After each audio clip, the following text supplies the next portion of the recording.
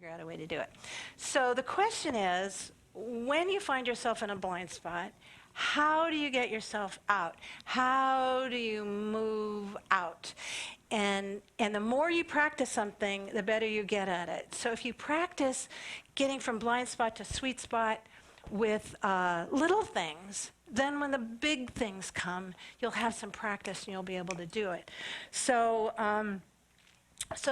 the question is, so what you have to do. So when I was born into that family with a violent alcoholic father and a very codependent mother, just afraid to ever stand up for herself, and a sister with mental illness, mother and sister dropped out of high school.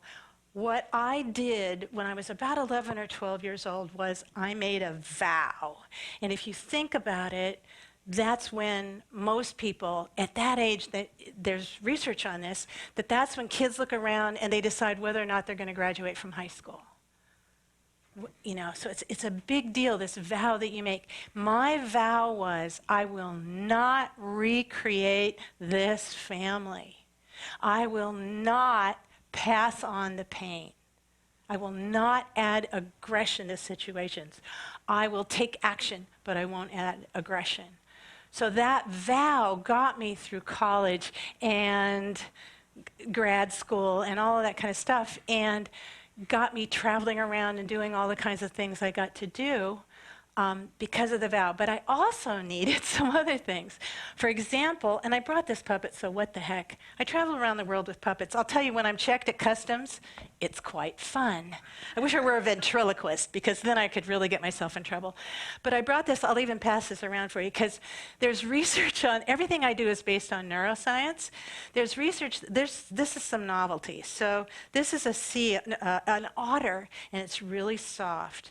And there's a poem by Mary Oliver. I love Mary Oliver. And she has a poem called Wild Geese. And the very first stanza is, "You do not have to be good." Isn't it great?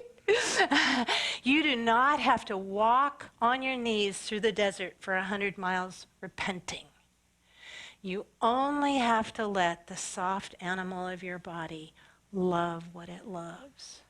Thinking, yeah, that soft animal of our body. So we all have that. We have that intuition. We have that soft animal of our body. So I'll pass it on. It's soft. It couldn't hurt anybody. So practicing listening to that, and so that soft animal of our bodies never lie. Our bodies never lie. So that's one of the pieces. The other thing that I had to do, because when I was growing up, to be safe, I tried to be very, very, very, very extra good, because I thought if I were really, really good, I'd be safe. And what happened was I was just anxious all the time. I was afraid of conflict.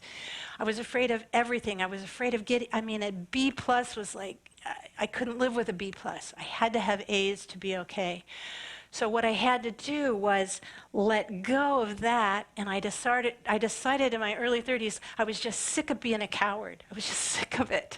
If it had worked for me, I'd still be doing it. But it didn't work for me.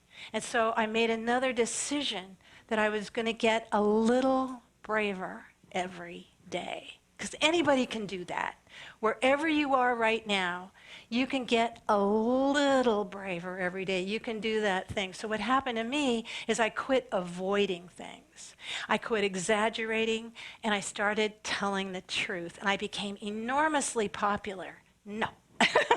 That was a joke. But what happened is, over time, I changed friends, I changed jobs, I changed all kinds of things in that commitment to courage, because I had to have the vow and the courage, and then I added a sense of humor. And my husband made this for me, so by golly, I brought it. Where else are you going to see a rubber chicken laser thing? So the idea is, if you can bring humor to a situation, you're going to be okay. So that's and I'll do some songs where you'll sing that. But the other thing is, this hat is an artist's hat. And so one of the things that we need to do, if we're going to move from a blind spot to a sweet spot, is we have to take charge of the narrative. We have to not give our story away, let other people tell the story for us of who we are. We have to decide. We become the author of our lives. So.